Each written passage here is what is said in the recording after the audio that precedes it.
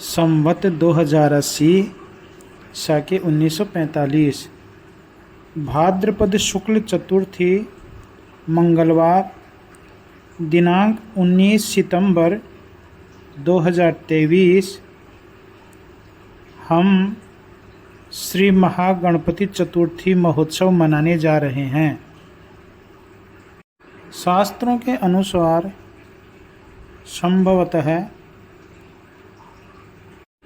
मध्याह्न काल में मनाई जाती है, जिसमें भगवान श्री गणेश जी का पूजन बड़े धूमधाम से घर घर में किया जाता है।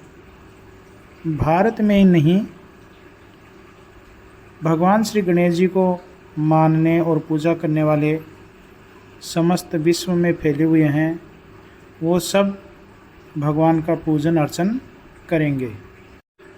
श्री गणेश जी का श्रेष्ठ समय पूजन करने का मध्याह्न काल में है, जो वृश्चिक लग्न के साथ है।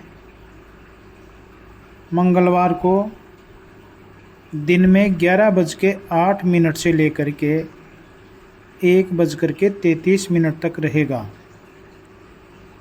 लोगों के मन में भद्रा को लेकर के भी असमंजस है, किंतु कल भद्रा शुभ कार्य करने वाली है, शुभदायिनी है, इसलिए इस विषय में किसी प्रकार का भ्रम नहीं पालना चाहिए। चौघड़िया के अनुसार दिन में 9:19 से लेकर के 1:51 तक का चर लाभ और अमृत का तथा दोपहर बाद भी जो पूजन का समय है वो 3:22 से लेकर के और शाम को 4:53 तक शुभ का चौघड़िया रहेगा, जिसमें भगवान श्री गणेश जी महाराज का पूजन करना चाहिए, सबके लिए उत्तम रहेगा। विशेष बात कल और है कि भाद्रपद शुक्ल चतुर्थी को चंद्र दर्शन नहीं करना चाहिए। इसके विषय में भगवान श्री गणेश जी के द्वारा चंद्रमा को श्राप लगा हुआ है कि जो भी इस दिन दर्शन करेगा उसको मिथ्या कलंक लगेगा या झूठी बातों में वो फंस जाएगा।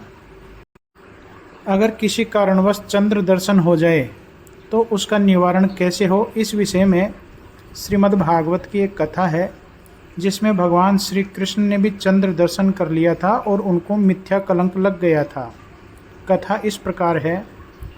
यदुवंशी सत्राजित, जो भगवान श्री सूर्य नारायण के अनन्य भक्त होते हैं और भगवान सूर्य के द्वारा उनको शमंतक मणि आशीर्वाद के रूप में दे दी जाती है, और वो एक दिन शमंतक मणि अपने गले में पहन करके भगवान श्री कृष्ण से मिलने जाते हैं। भगवान कृष्ण उनको सलाह देते हैं कि भैया शमंतक मणि तुम्हें राजा उग्रसेन को दे देनी चाहिए, आपके लिए ठीक नहीं रहेगी। लेकिन सत्राजित को ये बात जचती नहीं है और वो शमंतक मणि लेके चले जाते हैं। एक दिन सत्राजित के छोटे भाई, जिनका नाम प्रसेनजित होता है, वो शमंतक मणि अपने गले में पहन करके घोड़े पर बैठ करके और वन की ओर जाते हैं। वहाँ एक सिंह के द्वारा मारे जाते हैं और वह मणि सिंह ले जाता है। आगे जा कर के सिंह जाम्बवन के द्वारा मारा जाता है और शमंतक मणि जाम्बवन जी अपनी गुफा में ले जाते हैं। इधर जब प्रसेनजित नहीं आते हैं तो बात फैल जाती है। सत्राजित कहते हैं कि हो न हो शमंतक मणि के लिए श्री कृष्ण ने ही मेरे भाई को मरवा दिया होगा। बात श्री कृष्ण तक पहुंचती है और वो अपने सामाजिक बंधुओं को साथ में लेकर के शमंतक मणि की खोज में जाते हैं, प्रसेनजित की खोज में जाते हैं। जंगल में जाने के बाद में उनको पता लगता है कि एक सिंह के द्वारा सत्राजित मारा गया, और फिर आगे खोज चलती है, आगे सिंह भी मारा गया। इस तरह वे जाम्बवन की गुफा में पहुंच जाते हैं। वहां जाकर के सर्वप्रथम उनका मिलना एक धाय से होता है, जो एक बालक को खिला रही होती है। भगवान श्री कृष्ण पर पुरुष के रूप में वहाँ पहुँचते हैं तो वो धाय चिल्लाती है। जाम्बवन जी अंदर से बाहर आते हैं और ऐसे अलौकिक पुरुष को देख करके आपस में चर्चा होती है। भगवान श्री कृष्ण शमंतक मणि मांगते हैं। जाम्बवन जी युद्ध के लिए तैयार हो जाते हैं। दोनों में युद्ध होता है 27 दिन तक। अंत में जाम्बवन जी अपने इष्ट को पहचान लेते हैं और प्रणाम करके शमंतक मणि के साथ साथ में अपनी पुत्री जाम्बवती भी उनको पत्नी के रूप में प्रदान कर देते हैं। भगवान कृष्ण पुनः आकर के सभी लोगों को सामने करके शमंतक मणि सत्राजित को दे देते हैं। सत्राजित बड़े लज्जित हो जाते हैं और शमंतक मणि कृष्ण को देना चाहते हैं, पर भगवान कृष्ण लेते नहीं हैं।